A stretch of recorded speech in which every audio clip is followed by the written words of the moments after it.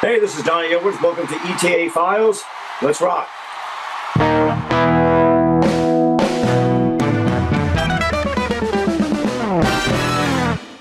Ladies and gentlemen, thank you so much for joining me this week on ETA Files. Per your request out there, we got him. We finally got him. The one and only Donny Edwards is joining me. How you doing, buddy? Good, man. How you doing, my friend? How you doing? I'm doing well. It's been a second, right? It's been probably It's been a while. 5 years, maybe. Was up in somewhere, Wisconsin or Iowa casino. I think we did together. It was Iowa. It's been about I know it's before the pandemic. So it'd be like 2018, 2019, somewhere in there, I think. Right. So it's been a while. Been a second. You're out in Las Vegas now, right? Yep. I've been out here for 22 years now. That's awesome, man. That's awesome. You digging it out there? You still like it? I do. I mean, the summers are still brutal, especially when it hits like 112, 113. It just feels like you're in hell, basically. And then you see Phoenix, you're like, yeah, they got it worse, by at least 5 degrees. So, I've gotten used to it. It's been actually kind of, like I said, we were talking before, it's been really windy. And it's been kind of cool. We'll get up into the 90s and all of a sudden it shoots right back down to the low 70s lately.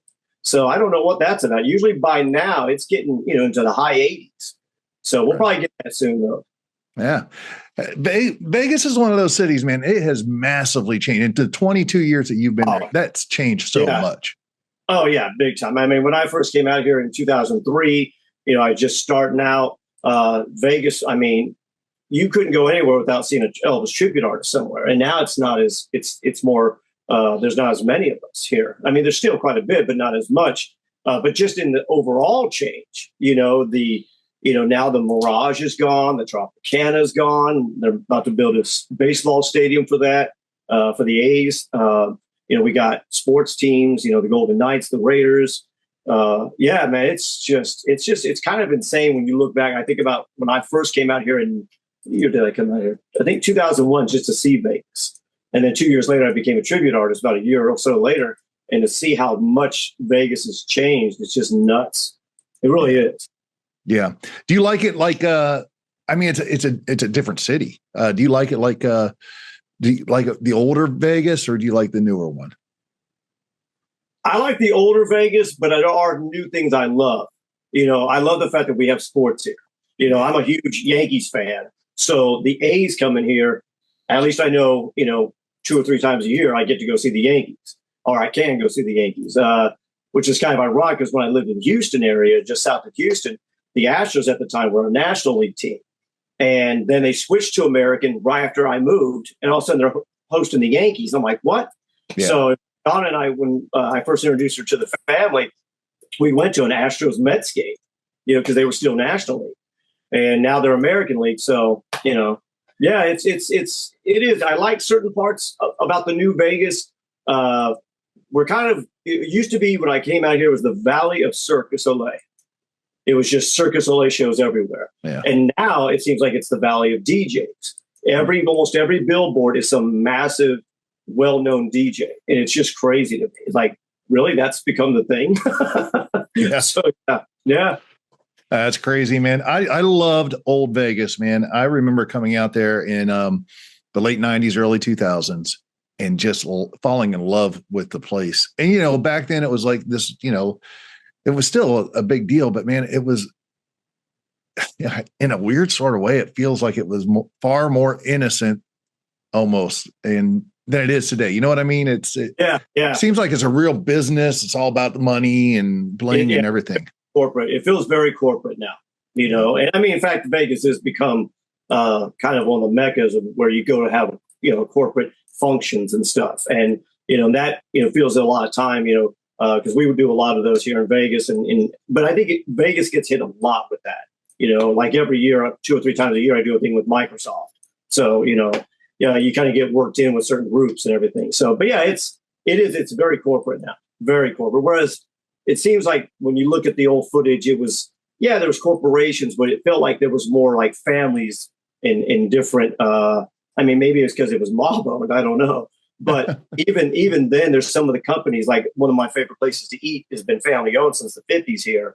And it's still owned by that family, and it's just, you go there and it just has that feel. that old Vegas feel, which I love. Yeah, I love the old Vegas feel, no doubt about it, man. Well, let's kind of dive in here. Donny, you've been performing, and we met early on in both of our careers. We started right around the same time. I think I was a little bit before you. Yeah, you were just a few ahead of me. Yeah. But we are kind of cut from the same cloth on how it all started, and the number of times someone has told me back in the day, oh man, you and Donny look like you could be twins. Yeah. And we both had that 50s look going, Yeah, we did. So, let's get into it. As far as everybody has a unique story. This is what's been so fun about doing this, is hearing everybody's story, how they got started, because it's different for everyone. There's guys that are like, hey man, I was 2 years old doing Elvis. And then there's some guys that are just like, like me, like literally dumb luck stumbled into it accidentally. So tell me your story. How did you get started in this? Were you a fan your entire life? Did something happen? Just tell me the story. Yeah. I mean, for me, I grew up a huge Elvis fan. I was about 2.5, a little over 2.5, not quite 3 when he passed away. And my dad's sisters were all huge Elvis fans. And in fact, my oldest aunt, my Aunt Judy, her first husband got drafted right after Elvis and actually was on his base and got to meet him a couple of times. And the story is that my aunt was so gaga for Elvis that half the love letters were about finding Elvis and not about missing him. So when he met Elvis, he saw Elvis working on a tank, of all things. And he looked over, he goes, that looks like Elvis. So he's like, hey, you Elvis? And Elvis goes, yeah, why? And he's like, oh, just my wife, half the letters are about you and then about me. And Elvis kind of laughed. But he said he was just the most down to earth guy. So ever since I was a kid, I've always, since I can remember, I remember even as a kid recognizing Elvis overhead at the grocery stores. Like you'd be sitting in the car and I would hear song and I'd be like, hey, that's Elvis. And I was like 2 or 3 years old. And my parents said that when they would play his records, I'd get up and start moving my legs. They're like, I'd only seen an album cover. Like, how does he know to do that? So I was always fascinated by Elvis as I got got a little bit older through my younger years into my teenage years. I'd have people tell me I look a lot like him as a kid. And the pictures of him as a kid, I did look a lot like him. It's just my hair was more wavy and curly, but blonde. And then as I got through high school, everybody started calling me Elvis, basically on my look alone, and knowing some of them knew I was a huge Elvis fan.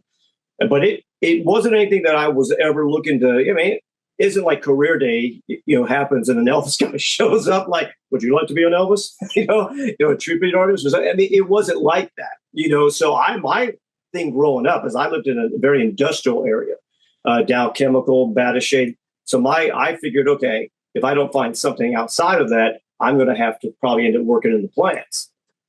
And so that's where I went. I got my chemical engineering certificate. Then I went back to school, started to go that route, and said, no, I want to work on computers. So I went and got my degree in computer science, my associates. And then that summer, I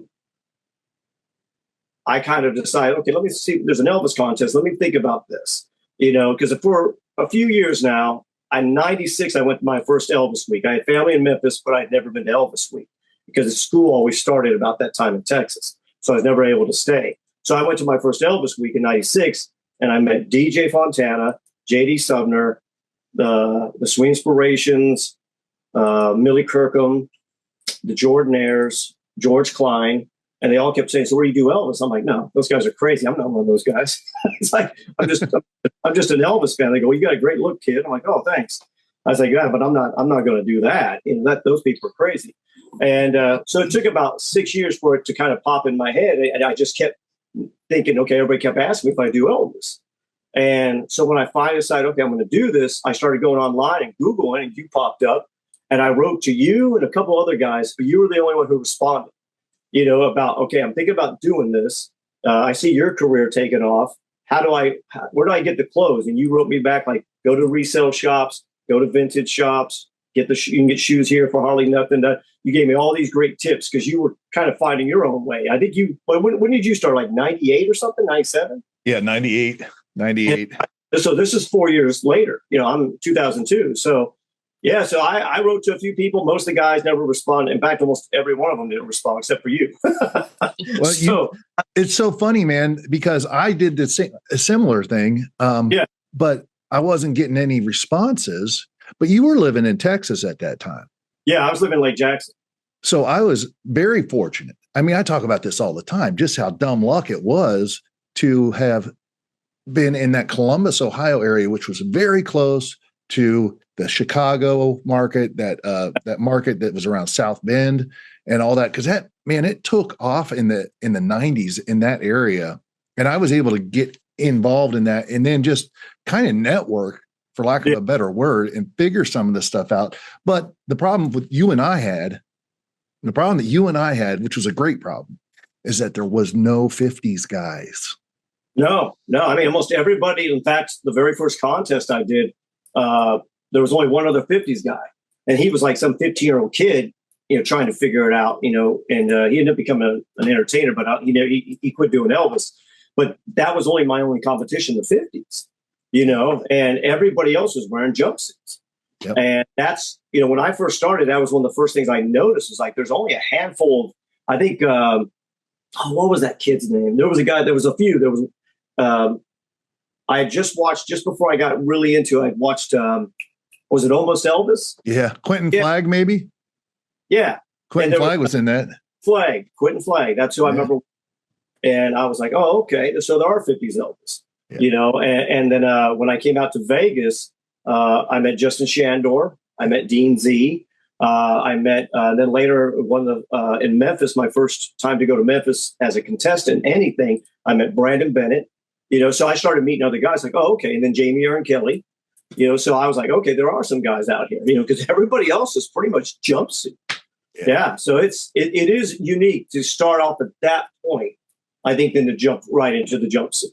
And I think back in that day too, I don't think early on, I could be wrong about this, but I know for certain B&K was not making like, the 50s stuff. They might've made a gold lame. I think they made the gold lame. Yeah, I think that was it. But I think that was, they didn't have the pink jacket. They didn't have the green jacket. They didn't have all that stuff. It was pretty much the full gold lame. Then after that, it was leather, the 68 stuff, and then just jumpsuits galore. That's all they.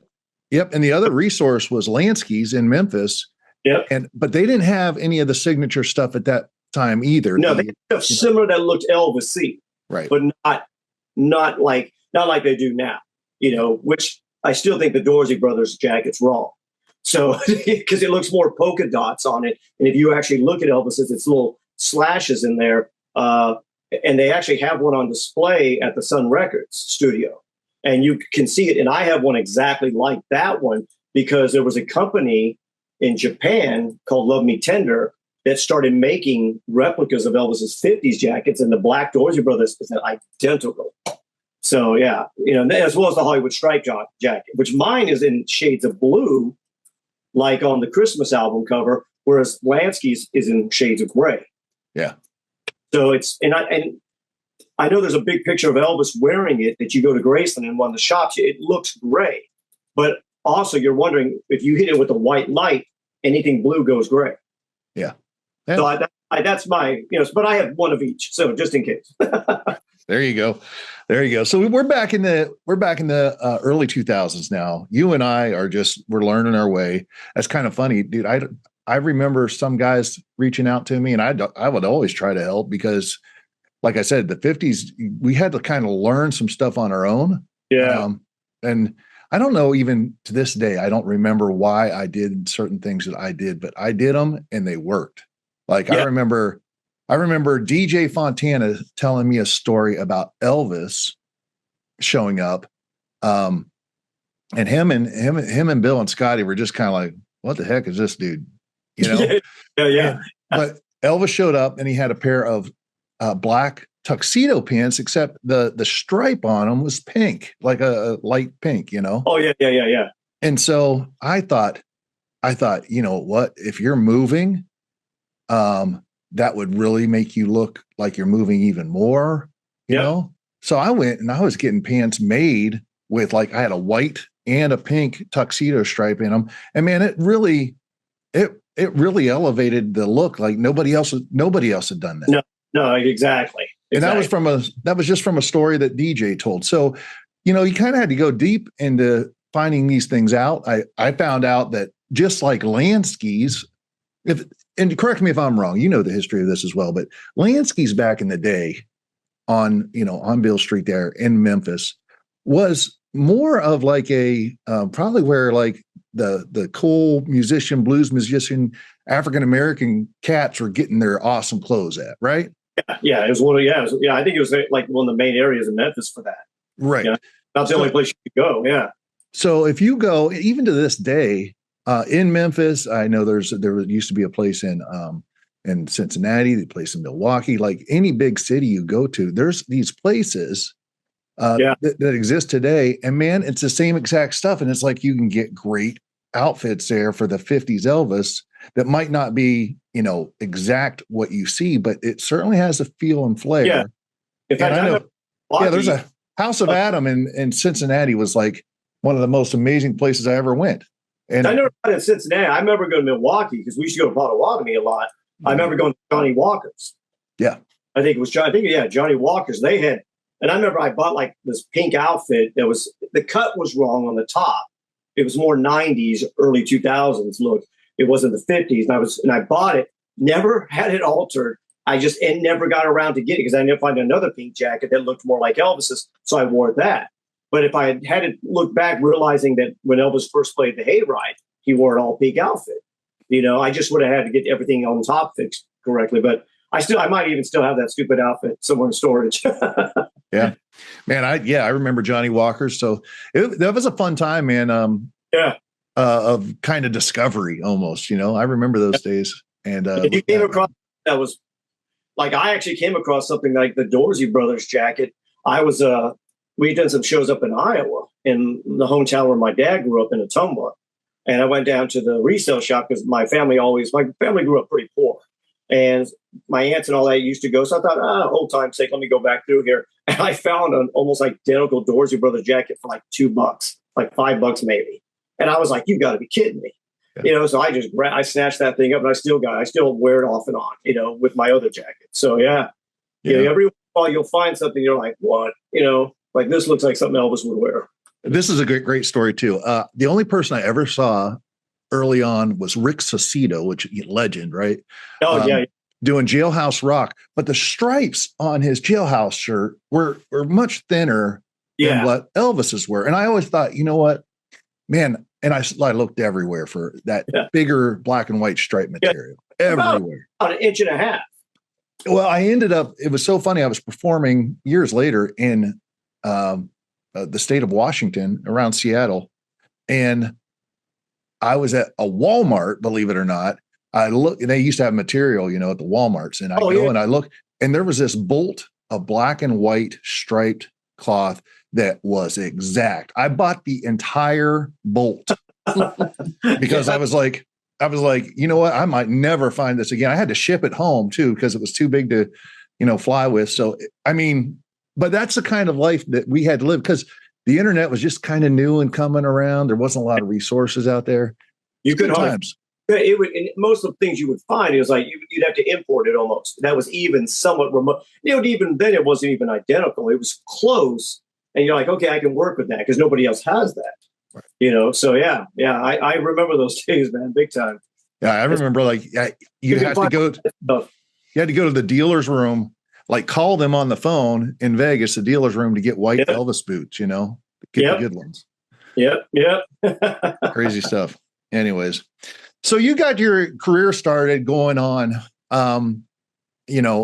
early on. What was that first time of actually getting on the stage and saying, I'm going to go do Elvis? What was that? That was actually I was in a contest I did in the Lake Theater in Lake Jackson, Texas, in August of 2002. I went to Vegas in 2001, met a few Elvis guys at the Elvis-orama. I wanted to. It was the only thing I could really find other than the Hilton. And I remember going over to the Hilton and hanging out in front of it to try to look into the showroom that Elvis performed, and the door was open. And I went and walked in there and looked around, and some sound guy saw me, and I was like, I'm thinking, I'm busted, they're going to arrest me or something. And they ended up taking me around. He's like, this is it. I think at the time it was Sheena Easton was playing that room.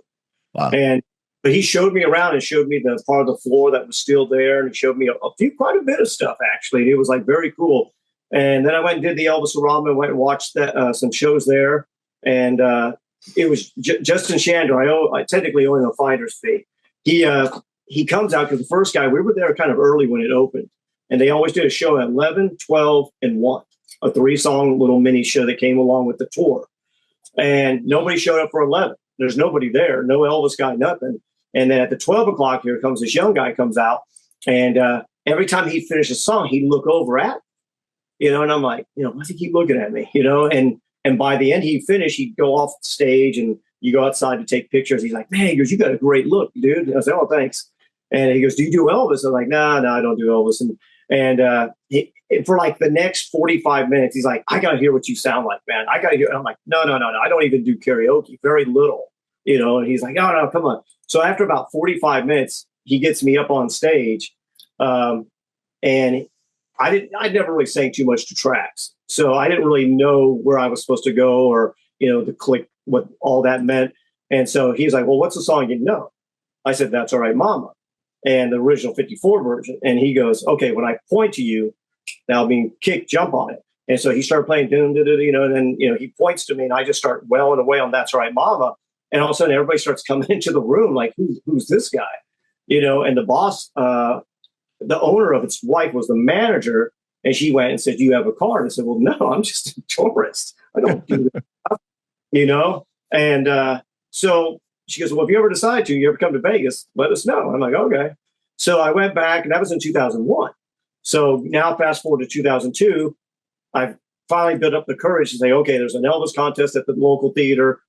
I'm going to give it a shot. Let's see what happens. And I went up and I sang, I Want You, I Need You, I Love You. In round 1, there's only 2 rounds. And then the second round, I did Hound Dog. And when I look back, man, I look like I'm having like a stroke or something, man. I'm like, my moves were so bad, man. I'm just like my legs didn't work correctly. And I had a little bit of the shimmy thing with the leg going. And I ended up winning the whole thing. Yeah. And then I go to another contest like in October, and I win that one over in near Lamarck area. It's like a racetrack over there. They did an Elvis contest, and I went up and sang a few songs and won that one. And then my third one, all the guys in a group that I joined of ETAs, Southeast Texas Elvis Explosion, I think was what we call ourselves, said, you got to go to Milwaukee. There's a big contest up at the big casino up there. I'm like, oh, okay. And so I remember looking online, and I set it up, drove all the way up there. I missed the first day, but I got there that night to watch it. I could watch the main thing. And I think Jesse Aaron won that first night, because that back then it wasn't the whole shebang. It was each night you had a shot like $5,000 or $10,000 or something. It was crazy. And Jesse won, and then I met you backstage the second day, and then you won, I think, the second and third night, and then Jesse won the fourth night, I believe. And I'd already met Jesse, because right after I won my very first contest, my very first manager, who was also an ETA, said, hey, you got to go to Montreal and do this Lady Luck music thing with this Joanna Johnson lady. Yeah. So I did that, and I didn't speak French. Yeah. Just kept searching for anything that was American food. I will starve to death. I forgot my hair dryer. It was a crazy time, but I felt like I was in Grand Theft Auto. That's all I remember. that game, because it was so weird. But yeah. So that was my first time was back in 2002 when I did a contest in in Lake Jackson. Yep. Yeah. And then I remember that year that you just mentioned, that first night, when Jesse Aaron beat me. That was the first time I'd ever lost a contest. Really? That was the first time ever. And just that 70s vocal, man. Oh yeah. And he's just very sincere. And man, I just remember being feeling totally defeated. And it was the first time too. I was going through that transition of where it was the first time I ever wore leather in a contest, and not, necessarily comfortable in it yet and whatnot, but yeah. So Jesse beat me. I performed the following 2 nights. I won them both. And then I had to get on the road for the Elvis birthday tribute tour. Right. And Jesse won that one. But I remember, man, the best thing that could have happened to me. Best thing that could have happened to me. Yeah. Losing that one, because it really, I think sometimes you just think there's nothing wrong with thinking that you can go out and do good and win. Conquer. Yeah, exactly. But there is something wrong maybe with thinking that I'm that good, because I wasn't. I was just, hey. But anyways, that's beside the point. The bottom line is you've got the wheels going now on this Elvis thing. Okay. Yeah. Yeah. And it led immediately. I think doors opened up for you. Oh, yeah. I met Dan Latino. Yep. I met him, and I didn't really know much about the tribute world, other than you and obviously Johnny Hara. Some of the guys who were back doing it when Elvis did it. I only knew. And then, of course, moving to Vegas, I started to learn a lot more. But also, I remember I finished second or third on the final night. And it was funny is I did movie tunes, which usually you don't do too many movie tunes in a contest. Not too many. And but anyway, I remember I finally played. I won enough money to pay for my trip. I just remember that, and I was happy. And then I got back, and my manager at the time said, reached out to me and said, "Hey, there's a show we're doing up in Oregon," and I sent me some footage. I only had footage from a couple of contests I did, so I just I had someone help me edit a little bit of it. I just sent it to him, and I think I sent him the raw footage, and he put together a little clip. And next thing you know, I'm getting hired into a show. And what's funny is I get there, and it's my first real gig of any sort. I think I'd only done like maybe one little party, and that was it before that. And coming out of the elevator was Gary Wesley.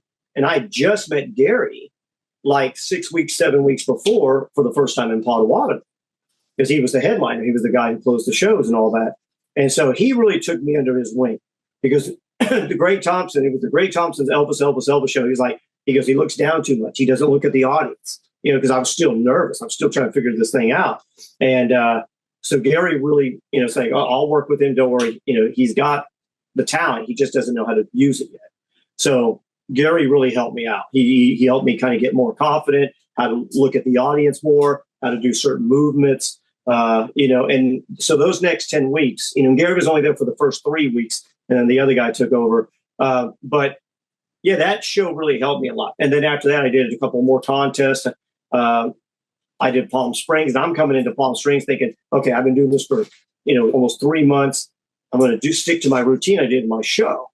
And I did really amazing in the first round. Second round, I had started doing a lot of movements that Elvis didn't do. And I real quickly found out, no, you don't do those things. I had, Charlie Hodge was like, and Patty Perry pulled me aside, and they said, look, kid, you got a great look. You got a great, really nice voice. He said, but you're doing too much. Elvis didn't do all that, and I'm like, okay. So I don't know what I placed, but it wasn't good, in the second round. So I was like, okay. So then I won a contest in Branson, all shook up in Branson. And then I ended up going over to do a festival in Vegas. And then I ended up, while I'm there, said, let me go down to the Elvis Arama. Let me see if they need anybody. And I went down there. Chris Davison, who owned it, I got about halfway through That's All Right, Mama. And he goes, okay. And I'm like, oh, crap, he doesn't like it. I'm like, I haven't even shaved, nothing. I look like a bum. And he's like, all right, if you can clean up, because I need you to do it at 2:00. And I'm like, what? It's like 1:15. Oh, that's awesome. And I'm like, oh, okay. I'm like, well, I don't have, he goes, do you have a jumpsuit? I said, no. He goes, well, all the guys have jump. Just use one of theirs, like without their permission. So I'm like, okay. So I ended up doing half the show with the sound guy who did Elvis on the side. So I did the 50s, 60s, and then that became, all of a sudden I'm working there. And honestly, the Elvis Arama was one of the greatest things that ever happened, because Chris allowed us to come in as early as possible or stay up to a certain point to practice. And he had all this footage of Elvis that I had never seen. I had a little bit, but not like that. And it allowed me to just work around that and learn and just kind of okay, what's Elvis doing here? What foot is he pivoting off of? How's he hitting this note? And I would go in when nobody was around, hit the play button on the computer, and just go. You know what's funny about that? Two things. Number one, second time doing this, I've heard Gary Wesley named as someone who was a mentor in a positive way. You and a young guy coming up now, Logan Ramey. And Logan's awesome too. And so very interesting that Gary Wesley, who I keep on saying I want to have Gary on, but that's awesome to hear. And then number two, I always talk about stage time. You got to have stage time in order to kind of, you know, get all the rust off or whatever it is, the newness off. Yeah, but kind of learn it. Yeah. Get it in your body. And that building that confidence up. Yeah. You know, it's to me, it's kind of like, you know, if you're on the basketball team or football team, you want to get on the field or the court. You're not on the bench. You're not doing anything. You're watching. You may be picking up on things, but you're not able to get out there and actually do it yourself. Yep. And to getting out there, getting on stage, and just getting your reps in, basically, exactly, is how I look. And the Elvis-orama, there was only, you know, I was pretty much the only 50s because Shandor had worked for them, but then they had a falling out, I believe, and I kind of took over, you know, and I became the 50s guy at the Elvis-orama. And so that allowed me, they gave me a lot of time. Plus, you're doing little corporate gigs everywhere, and you're learning how to interact with people on a different level. So that really helped me. Yeah. Big time. And so here you are. And what year about is this now that we're talking? About 2003. So okay. I moved here in June 2003 when I got hired at the Elvis-orama. So during that early phase of what you were doing in 2003, you were getting everything. Your toolbox was being built and filled up at that moment in time. And then, I mean, really from there, Donny, there's not been any looking back. I mean, I look at your career and I'm like, yeah, you've just been, and I think Vegas today is awesome for you because I bet you there's just a ton of great corporate work out there. Oh yeah. It's coming to you. You don't even have to go outside of the city. Yeah. Pretty much all the agencies know me, and for the last, 10, 11 years, I've been a headliner at South Point Casino. Yeah. And that's helped a lot, getting in there. And then a few years ago, we got to do Westgate. They, for the 40th anniversary, they was like, they saw the show. They're like, we'd like to hire you for 2 nights to do Elvis's showroom. And I was like, yeah, of course. But I had to make sure I had to get okayed from South Point because I was still under contract within the timeline. So he was like, it's funny because I'm a huge football fan. And Michael over there, he's a really great guy. We're both huge Dallas Cowboy fans, sadly. I'm an Indianapolis Colts fan. Oh, I feel your pain. Yeah, well, if we could get Andrew Luck out of retirement, you might have a shot. But I mean, when he left, that was pretty much it. Oh, it's horrible. Oh man! But anyway, so I went to him and I said, "Look, it's kind of like I've been drafted by the Raiders." And I said, "But the Cowboys are giving me a chance to play for them for 2 games." And he was like, "You had to use the Cowboys." So he let me, so I got to go do that and perform on Elvis' stage. Got to use his dressing room. Took a shower where he probably took a shower, and I was just looking around like, this is crazy. But I mean, Vegas has been really great to me. It really has. Yeah. Yeah. I feel like you're top gun out there. I mean, so, that's awesome. Especially a city like Vegas that maybe isn't like it used to be, but it's synonymous with Elvis Presley, Yeah, it's still synonymous. Yeah. I mean, you can't go anywhere like a gift shop or anything where you don't see the glasses or Elvis memorabilia. There's several of the shops that have books and portraits and just different things. And I mean, Elvis will forever be synonymous. I mean, you just drive down towards the north end of the strip and about every chapel has, Elvis wedding, Elvis wedding, Elvis wedding, or, we have our Graceland wedding chapel or something. I mean, it's just Elvis forever here. It really is. Yeah. What's, obviously you might've just mentioned it, but what's some of the 1 or 2 like big moments that you had and you were like, wow, this is awesome in your career? Because everybody has these moments or doors that got opened or whatever. Yeah. What are some of yours? Well, definitely playing at Westgate was awesome because I found out that I was one of the first or only ones since Elvis to be hired directly in. Most of the shows that went in there rented the room or they came in with a kind of a deal with another thing. Yeah. And that I was brought in just directly. I found out from the entertainment director. He was like, they really loved us enough, liked our show enough to bring us in to do our show, which, was 50s, 60s, 70s type thing. That was a cool moment, to be on that stage. The first night I was a little bit nervous, but the second night I got very comfortable. And then probably in 2013, I performed on the grounds of Graceland.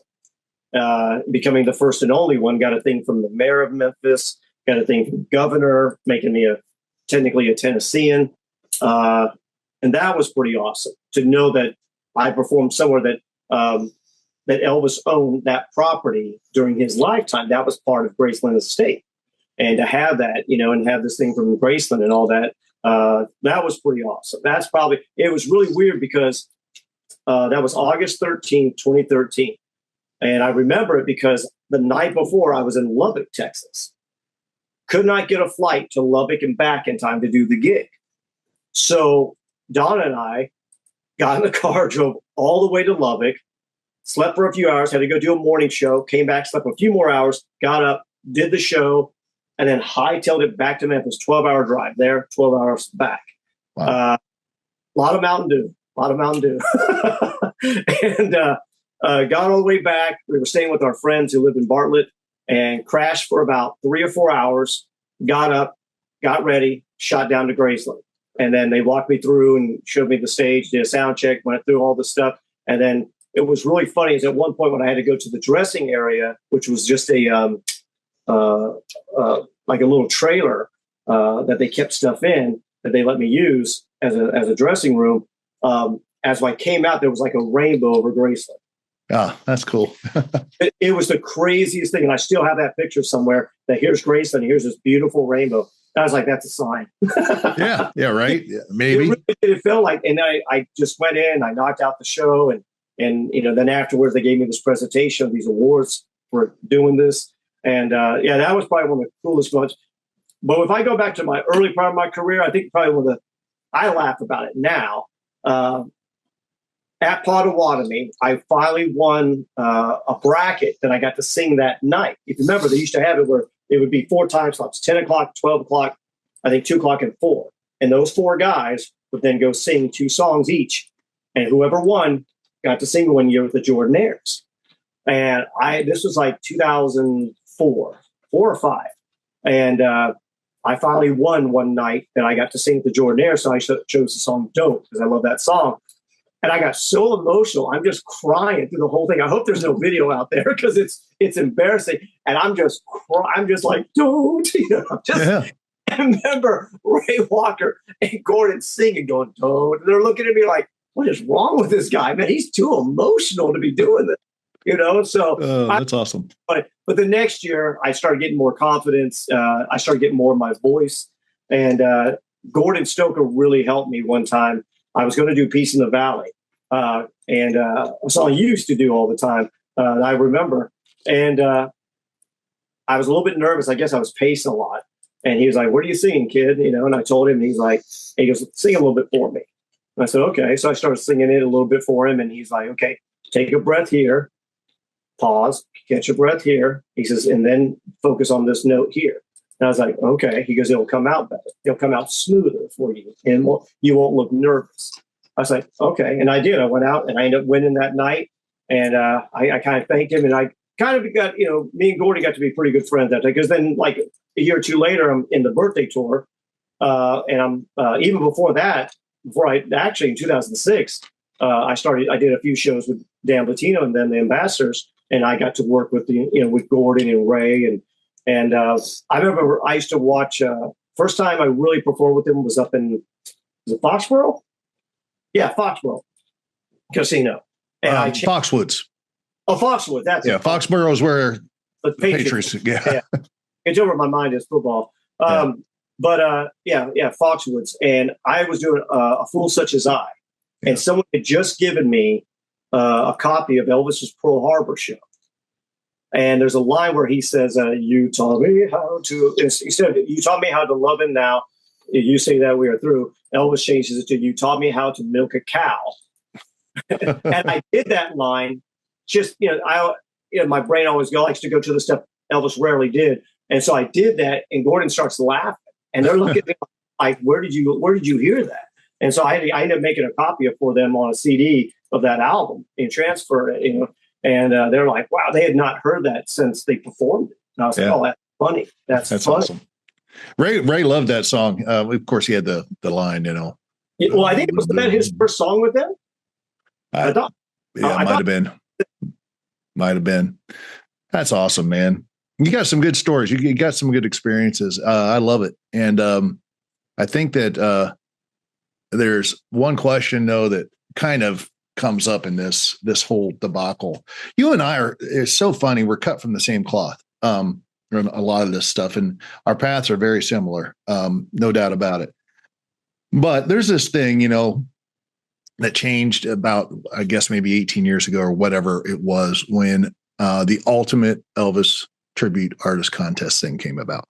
You and I both admit we have started out earlier in our careers. We used contests to learn, to make connections, to figure out, get your name out. Yeah, or figure out our place in this world, get your name out, all that stuff. And I think there does probably come a time where you don't need contests anymore. But, this ultimate thing comes about. And man, for me, it was horrible timing. Yeah. And there was a moment in time where I remember, like, the first time I tried to do it, I wasn't allowed to do it because of working with Legends in Concert. Right. I know that then after that, I was on the road with my own band in a tour bus for like 5 years. And like you just can't go and do a contest on your own for yourself when you've got a band, that's, depending on you to make a living. Possibilities, exactly. I go, and then the identical happens. I'm in that movie thing, and I didn't really get a chance to get involved in it at all until like 2015 or 15 or 6, whatever it was. Yeah. Which was, I was at a different moment in time in my life. And I feel like it kind of probably the opportunity passed me by, sort of. And I don't even know anymore that. I think the other thing is too, like, I kind of got to the point where I was like, I don't really need this to, whereas there was a moment in time where I was like, yeah, you know what? I want that. Yep. But I agree. And I'm the same way. After the first year, I tied second with Trent Carlini. And so to me, to be mentioned in the same breath at that time with Sean Clush and Trent Carlini, two guys who've been doing this forever, who were established, that was a big deal. It was like, and I knew Trent a little bit. And obviously at that time I was working a lot with Sean. And so that was a big deal. And then the second year, I actually felt like that was probably my best year, because I finished my final song, because it was 2008, was If I Can Dream, because I was like, okay, it's been 40 years. It's the 40th anniversary. And so I went out there and I put everything I had into it. And I remember getting, without doubt, the biggest standing ovation that I'd ever gotten, to a point, as far as in a contest.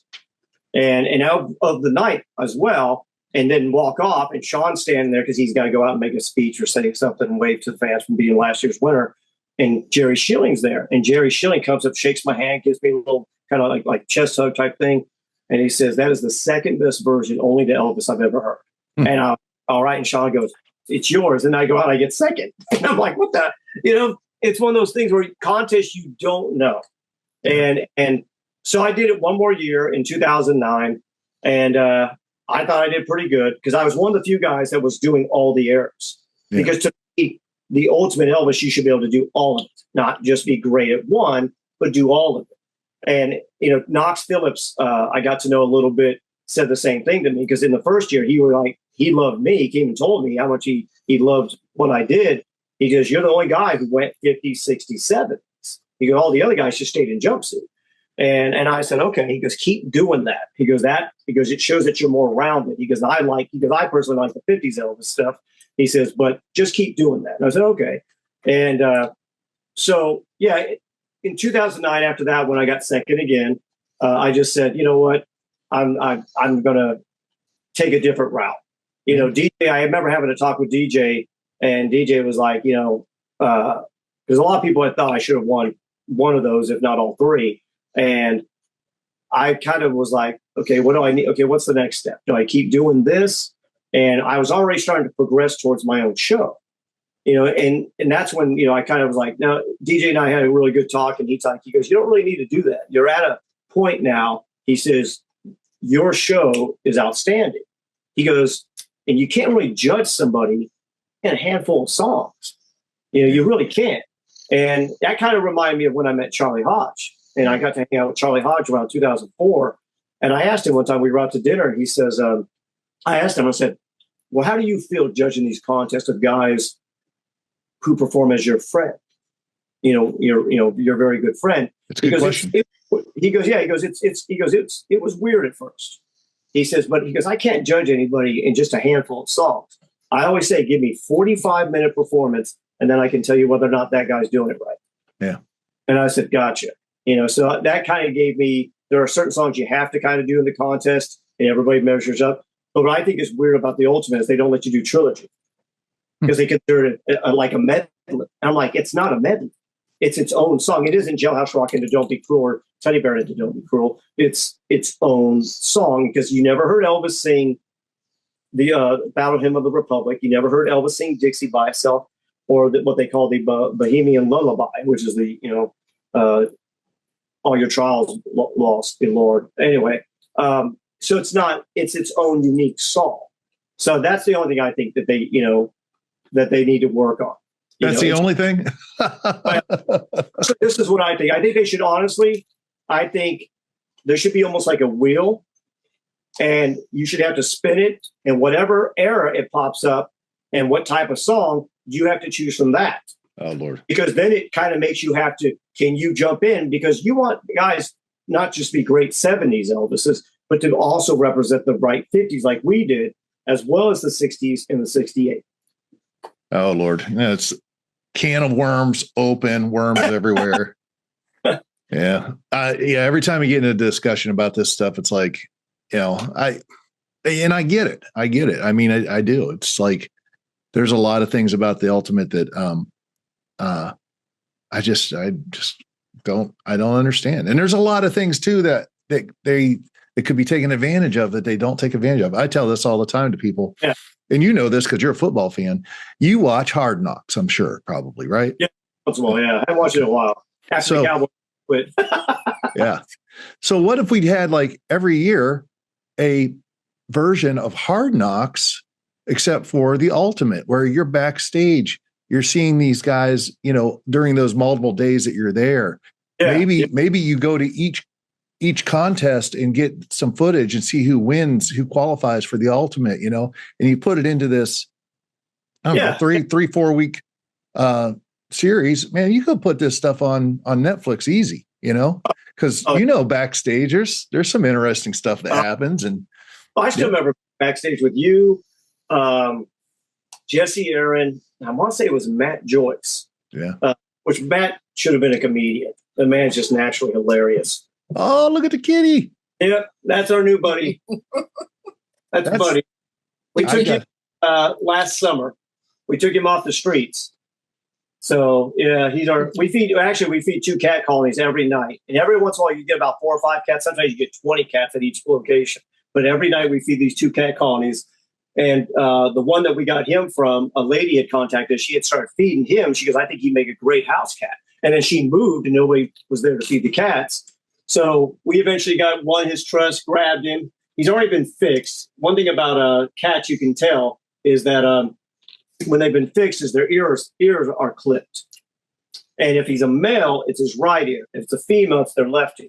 Oh. So he's already been fixed and got his shots and everything. And now he just likes to cry for me and eat a lot of food. He's getting big. Yeah. Yep. I love those tuxedo kitties. My favorite kitty is a tuxedo kitty too. So she's sleeping somewhere. I don't know where she's at. She's usually up here when she hears me talking, but yeah. Yeah, we got him and we got another cat, Bella. She's a black, long-haired, what is it? Maine Coon. Oh, yeah. Yeah, and she's just beautiful. But yeah, we used to have, we took in 2 cats a few years ago where we used to live in our apartment. It got really cold here and actually started snowing. So I built this little home thing for them on our patio and started taking care of Bella and our other cat, Sheba, who passed away a little over a year ago. And and then when we moved, we just took them with us. It's like, nah, I can't leave them. They're so attached to us. I used to, at night, around 11 o'clock, I'd feed them. And then around 12 o'clock, I'd go walk with them around the complex or on the back road that's on the other side. And people would be walking by, go, "Are you walking a cat?" It's like, "Yeah." I said they would stay right behind me the whole way. You know, Oh, that's cool. Yeah, so we kind of had a little kinship there. So yeah. I love kitties. I love kitties. But let me ask you a couple questions here that are kind of, kind of general, but I love hearing, especially someone like you with all the experience and whatnot. And you have so much, so much talent, but yet so much to be thankful for. If you had a chance to meet Elvis Presley, if you had a chance to meet him, what would you tell? What would you talk to him about? What would you tell him? If you had an hour, what would you say? Oh, wow. Well, first of all, I'd probably thank him for everything that he contributed to this world, and that he wouldn't be forgotten, because we haven't forgotten. Yeah. And that's one of the things. Meeting some of the people around him, Joe Esposito, Cynthia Pepper, Elvis's nurse Marion, who just passed away, who was a sweetheart. They all talked about how, he had this confidence in his ability. He felt like he was given, like God gave him a gift, and I think he did. And at the same time, he also had this humbleness about him, that he might be forgotten, that he didn't do anything that was everlasting. And I always thought it just shows you his character. Yeah. It really does. That Elvis, no matter how big he was and the iconic level, well, now it's like mythology almost. He's still remembered and revered in so many ways. So I would probably want to talk to him, just thank him for that, first of all, and maybe ask him questions about, parts of his life and career that shaped him to go that direction. Obviously being the second born of twins, and his brother was stillborn, you kind of wonder, did he have, obviously I'd always heard that he used to talk to his brother or a shadow, and he would do that. How true was that? I would ask him, other questions about his basis of where he wanted to go if he had lived long enough. I had always heard that he was going to go towards a gospel tour, so I thought that would have been interesting. So there's a lot of things, man. I would probably talk to him about probably football, because I know he's a big football fan like I am. Yeah. And also we both have a common thing about martial arts. My dad taught us judo and boxing and wrestling as a kid. So also knowing that he was very much involved in that, and especially in, Kempo karate. I've never experimented with that. I'd like to, but there's who maybe influenced him the most. To me, obviously gospel influenced him, but as far as other artists, when I listened to Elvis in the 70s, and then I go back and I listened to this one guy named Roy Hamilton. Roy Hamilton, to me, might have been one of the biggest influences on Elvis, because he did Hurt, he did Impossible Dream. He did a bunch of songs Elvis did later in the 70s, Unchained Melody, and Elvis really looked up to him. And I think one of the great stories I love about Roy is that Elvis finally got to meet him, I think in January of '69, the Memphis sessions, and Elvis gave him a song called Angelica. And you can go online and type in Roy Hamilton Angelica, and you could totally hear Elvis doing the song. It's a great song. But Roy, because of his health and the label he was on, they didn't really push it. And then Roy went into a coma in, I think, early July, was in a coma for about 2 weeks, and Elvis was corresponding, with his family and sending flowers and sending stuff to help the family. Then Roy passed away. This is right as Elvis is doing rehearsals and getting revved up for Vegas. Yeah. Elvis, according to Roy Hamilton Jr., his son, Elvis paid for his funeral because they didn't have any money, because Roy had been borrowing against his insurance to pay for things and using stuff. So Elvis paid for his funeral and paid off his debt. Wow. It was all as he's about to go into Vegas for the first time since, the 50s. So that to me says a lot about who he was. Oh, yeah. Yeah. Yeah. There's a lot of stories like that and I love the fact that, it wasn't like publicized and whatnot. There's a lot of stories that nobody even knows about of these kind of things. I love it. Yeah. I always love it. I miss the days though, when I remember being on the birthday tour and driving around DJ and Karen. And that was always a blast. And I still remember we were listening to Elvis radio and George Klein. We were listening to the George Klein hour. And George is telling a story about something had happened or an incident happened on the after party at Jailhouse Rock, on the set of Jailhouse Rock. And DJ sitting next to me, and DJ just be straight ahead the whole time, and, or talking to Karen, asking Karen for something or whatever. And all of a sudden he goes, "What? Oh, George messing up my story." He goes, "That ain't what happened," And next thing you know, he's like, call George. And next thing you know, he's got George within an hour on the phone. Yeah. Going, he go, "Hey, I remember I'm sitting in the, just pulled into, I think we were in Merrillville. We just did. And I'm sitting in the, in the car, and I have to wait. I can't do anything because he's on the radio live with George. Yeah. George, and then adding other stories. And he's like, and he's like, "George," he goes, "That ain't what happened. This is what happened," you know?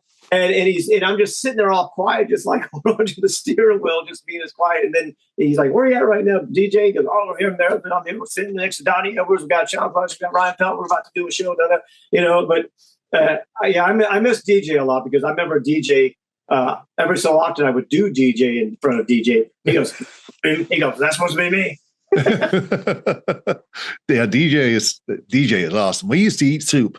That was our thing, man. We'd go and get soup. I would and I remember Karen told me how much he liked MASH, and I got him all the DVDs of MASH, and he didn't know how to work the DVD player. Karen, come on, I want to watch MASH. And Funny. Oh, DJ's awesome. I miss him. Always we'd stop at Taco Bell a lot. And also he loved zingers. Yeah. He loved the vanilla zingers, man. So I remember that pretty well. Man, I got some stories about DJ. I'd love to tell him, but I can't. It just he was awesome. He's awesome. It was just awesome, man. I just got back from doing a big gig in Hawaii, and was still kind of recovering. Yeah. And when I got a text from a friend of mine, he's like, "Hey, I just heard DJ passed." I'm like, "What?" Yeah. He texted Karen. And just told her, "Get back to me. I'm hearing this." And then she wrote, "Yes, DJ's gone." And so I said, she said, "I'll let you know when the funeral is." Like a day or so later, she let me know. And our good friends, my fan club president, she immediately booked us a flight to Nashville so that we could be there. So yeah. So I remember showing up, and everybody's like, "Oh, they didn't expect me to." And I was like, "Well, no, I'm not going to miss this." DJ was just a big part of it. And when I first started, even before I started, I met DJ in '96. Yeah. Just a few years before I even thought about becoming an Elvis Tribute Artist, and he was really complimentary of me. He was super nice to me, and I still have somewhere a picture from that.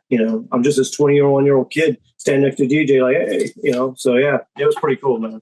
Yeah, we were blessed. I really believe it. We were really blessed to be able to work with these guys before, and a lot of them are gone. There's not that many left. That we're really connected, and like how many of these young guys are going to come up not knowing what it's like to have Gordon and Ray at least behind them, much less DJ, or even the Sweets. We still have Estelle Brown, but to have Estelle with Myrna was a big deal, and I'm glad I have footage of that and pictures of that, that I can actually say that I'm one of the few that had that opportunity, that and was granted that, permission to do something like that. And not only add to what it is that we're trying to create, but to be able to look back and say, "Man, that was a pretty awesome thing we got to do," and really a blessing in so many ways, man. It really was. Yeah, no doubt about it, man. How do people, you just mentioned a fan club, but how do people get a hold of you as far as find out all about you, your website, social media, all that stuff? Where is it? How do people get a hold, find out more about Donny Edwards? Well, you can go on to Donny Edwards Live on Facebook, and we have a few Facebook pages, but we have one main one. Then we have DonnyEdwardsLive.com or DonnyEdwards.com, which we're redoing the website right now because I'm in a documentary/movie that's going to be coming out later this year called Shadow of the King. And I play Elvis in several parts of it. And then also it's me as far as the soundtrack, it's me. Oh, cool. So because they didn't have the rights to use Elvis, they do have some stuff in there of Elvis, his footage or him talking that's public domain, I guess, or they got permission for. But they didn't have that. So I had to go into the recording studio. And I'm real proud of it. It's a really unique thing because it's about Elvis's spiritual side. It's about his spiritual life. And there's interviews, some of the last interviews with Charlie Pride, Bill Bays, There's a bunch of interviews of all, Estelle Brown, Sandy Miller, who knew Elvis. She was a fan who became a good friend. So there's a bunch of great interviews about Elvis's spiritual side and some really funny stories about him. So it's cool to be part of this project. So we're kind of in lingo right now. We started to have a different website. We're going to update it soon, and then we'll have the stuff once we get the okay from the company that we can start posting more stuff from this movie. So, but yeah, I'm still on YouTube, still traveling everywhere. About to head to California, then Texas, then we're back here in Vegas, and then we go to Montana later this year we're breaking into a lot of new areas. So I'm looking forward to that. Yeah, Montana's awesome. Tell those people I said hello. They're awesome. I love it. Where are you going in Montana, if I can ask? Where are we going? Billings, and Helena. Yeah, and more. What is it? 6 cities. It's like 6 cities we're playing over there. You're not doing this with a gentleman by the name of John Raymond, are you? No, I don't know who that is. Okay. He's the guy that I worked with out there. But he lives in Vegas now, but yeah. Oh, okay. Man, the people are great. Here's the thing about Montana. Okay. It's, you know how big that state is. I mean, you're from Texas, Okay? Yeah. I mean, it's 16 hours to drive across Montana, basically. Wow. Wow. And one half of it's flat. The other half of it's all mountains, and it's beautiful. I love it. And the people are great. A lot of, I'm not even going to get into that. But these towns are small. Yeah. All right. Yeah. A small town, so that works. And there might be, like, you might perform at there's a couple performing arts theaters. Yeah. Okay. Yeah. But a lot of the times you're in a big hotel conference room, or you're in a or a high school theater high school theater, because they just don't have that many. Like, they don't get national acts, they don't get any of that up there. But man, they show up and have a ball because they don't get that much entertainment, and they're great people, man. They are great people. A buddy of mine, Dion Pride, who's the son of Charlie Pride. He used to be the guitar player in the Fever Band for a couple of years, and we became real close. And he grew up in Montana, and I didn't realize that. I said, I thought you grew up in Tennessee or something. He's like, oh, no. He goes, well, my dad, we had a place there. I mostly grew up in Montana. He goes, that's my home away from home. Now he's in Dallas, but he was just like, oh, yeah, you're going to love Montana, because it's like God's country up there, man. It's just really just one of the most beautiful places you can see. He goes, it's kind of like Northern California. It just has all this atmosphere, and you're just like, wow. Yeah. So I'm looking forward to that. So are you going to be in Butte at all? Am I going to be where? In Butte, Montana. Butte, Montana. I'm not sure. I have to look at the back of the schedule again. I'm not really sure. I just know of the two, but I'm not sure about the cities yet. If you do end up in Butte, Montana, and spend a night or whatnot, up on the Continental Divide is what it is, the mountain range there. Up on top, there's a statue. It looks tiny. It's called the Lady of the Rockies, but it's like over 100 feet tall. And me and the band, on a day off, we climbed the mountain up to her. Really? Yeah. Wow. So check it out. It's pretty awesome. And it's beautiful country, man. I love it out there. I love it. And the people are great. And if you go to Anaconda, check it out, because there's blue people, because they ingest so much silver, I guess purposefully or in the water.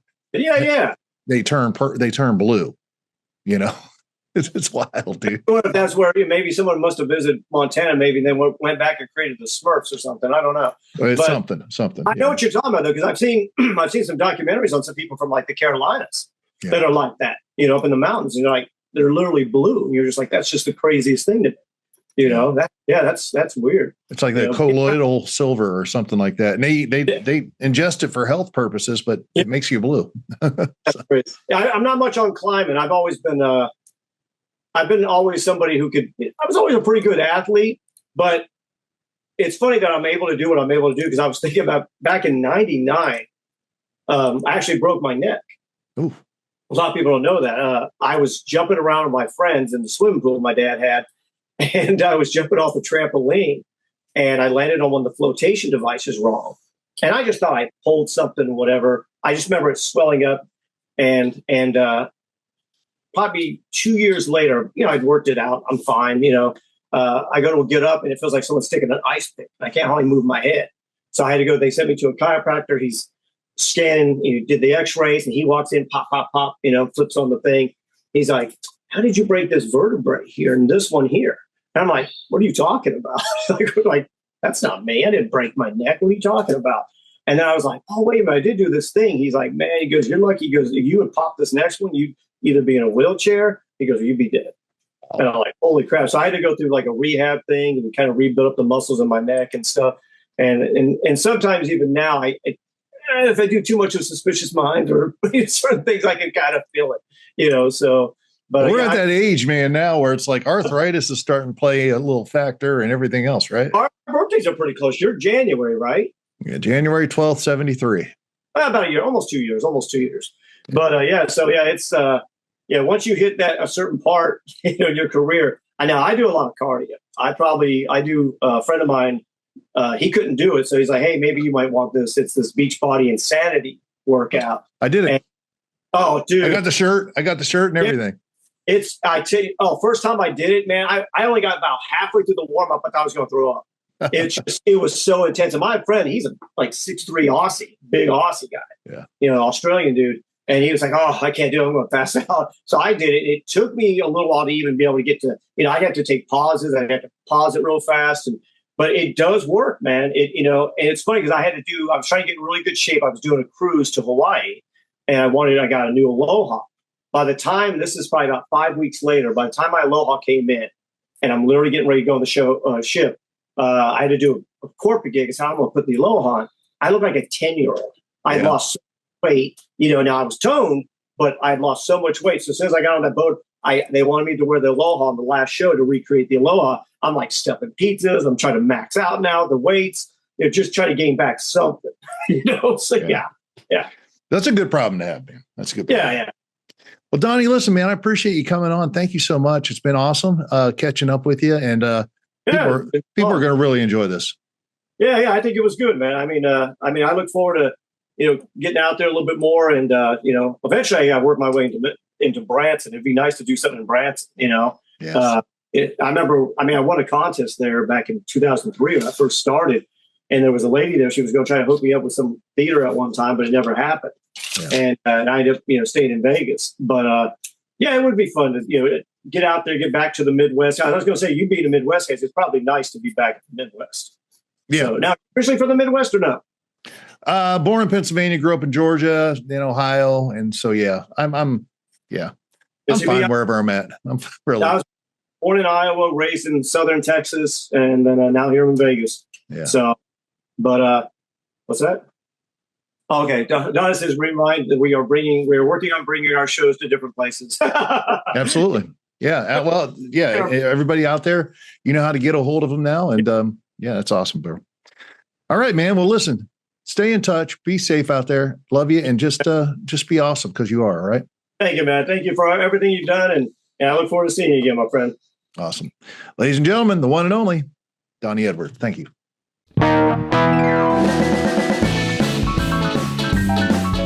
Thanks for tuning in this week to the ETA Files. If you enjoyed this episode, please give it a thumbs up and share it with your friends. And as always, be sure to hit that subscribe button and join the ETA Files community. And if you're looking for something a little different, be sure to stop by my podcast, The Ryan Files. Keep rocking, my friends, and I'll see you next week with another story from the Elvis Tribute Artist world. In the meantime, check out these video links below.